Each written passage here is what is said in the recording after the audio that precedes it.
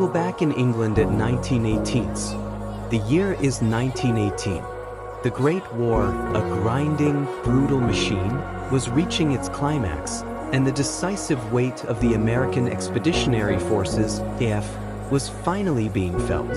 But before the Doughboys could face the mud and wire of the Western Front, they first had to face the damp, reserved, and often bewildering shores of the United Kingdom. Hundreds of thousands of young American men, plucked from farms in Iowa, factories in Detroit, and ranches in Texas, disembarked at ports like Liverpool and Southampton.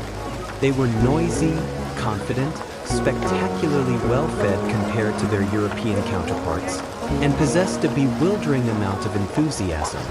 The British people, battered by 4 years of total war, rationing, and grim casualty lists, watched this invasion of youthful energy with a mixture of curiosity, amusement, and quiet judgment. Ship arrival and the clash of cultures.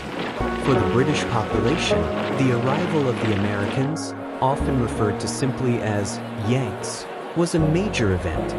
After years of seeing their own men return wounded or not at all, the sight of these fresh-faced, well-equipped soldiers was a genuine morale booster.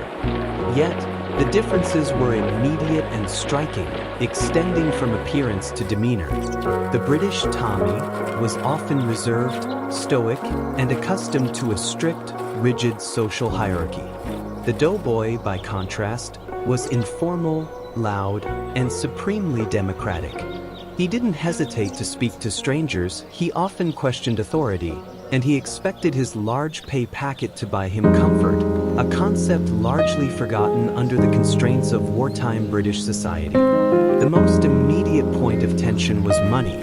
The Doughboys were paid significantly more than their British counterparts, and they spent their wages freely. They seemed to have money falling out of their pockets, a London shopkeeper recalled, and they were very free with it too, buying everything we had been hoarding. This sudden influx of spending power, when British citizens were enduring strict rationing and low wages, created the first ripples of resentment. Clinking beer mugs, socializing, and the Doughboys' draw.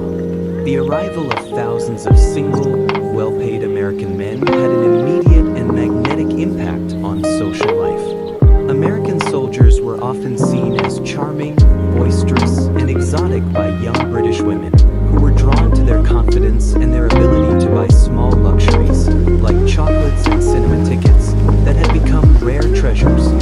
This led to a predictable, if good-natured, rivalry with British servicemen on leave.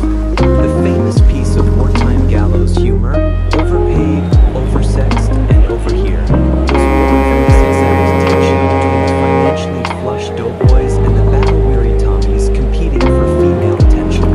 The pub was another central arena of cultural friction.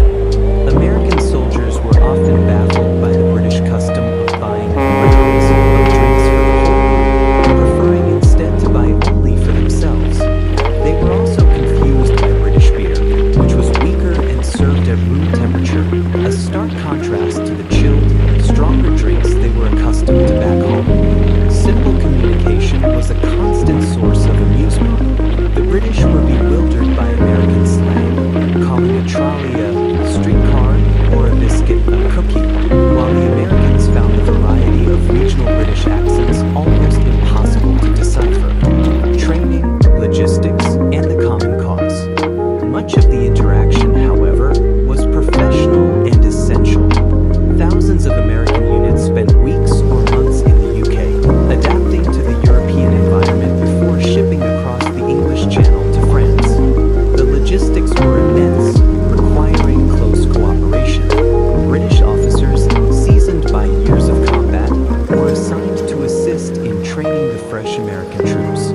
They found the Americans to be quick studies, but often found their lack of traditional discipline and rigid formality challenging. The American uniforms and gear, particularly their distinctive wide-brimmed felt campaign hats and relatively pristine equipment, stood out against the mud-caked, standardized uniforms of the British troops returning from the front. British women also played a crucial role. Members of organizations like the Women's Auxiliary Army Corps, WAC, worked tirelessly in huge logistics depots, handling administration and ensuring the Americans were fed and equipped on British soil. Their efficiency and dedication impressed many visiting American officers who had not seen such widespread female integration into the military support structure. Despite the cultural friction and minor rivalries, a genuine sense of common purpose ultimately bridged the gap. Both nations were fighting a determined enemy, and the sight of American might was a potent reassurance that the tide of the war was finally turning. When news of American victories filtered back, especially from actions at Château Thierry, the British public's quiet respect solidified. The shared sacrifice eventually replaced the early resentment.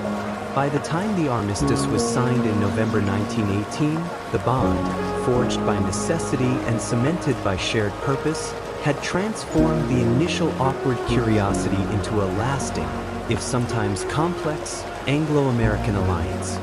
The young men who arrived as strangers were cheered as brothers in arms as they prepared to return to the States, leaving behind a nation relieved, grateful, and profoundly changed by their boisterous, welcome presence.